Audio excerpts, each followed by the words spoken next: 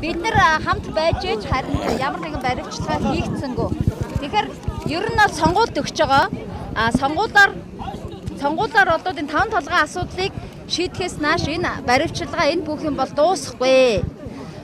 Ер нь энэ нам дамжсан нүүрсчдийн бүлэгдэл одоо сонгуулиар бол жагсаалтын ард нуугдаж үлдэх магадлал өндөртэй байгаа.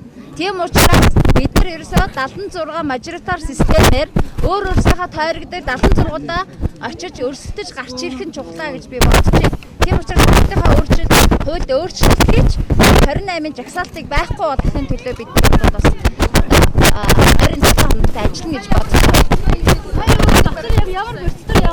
Өнөө өглөө 8 цаг 40 минутад Батуудаг гишүүний туслах эмэгтэйг гэрээс нь бол баривчлаад тэгээ сая энэ компани дээр нь ирээд бүх бичиг баримтыг нь битүүмжилж аваад тэгээд гарсан бид нар ямар нэгэн баривчилгаа хийлгэхгүй тулд ямар нэгэн эмэгтэй одоо туслах охтуудыг баривчлуулахгүй тулд хажууд нь байлаа л да сая. Эмэгтэйг баривчлаа. Барайгаа. Бичиг баримтыг аваад явсан уу? Тийм хоёр компанийн бичиг баримтыг аваад явуулчлаа.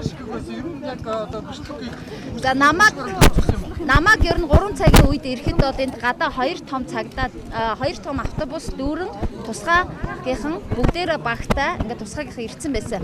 Бид нар бол сая байж байхдаа хэлсэн. Хэрвээ та нар ийм байдалтай ингэж тусгаагийнхан багтаа ингээд байх юм бол гадаа цуглаж байгаа хүмүүс энэ ард түмэн цагдаагийн хооронд бол мөргөлдөөн болно.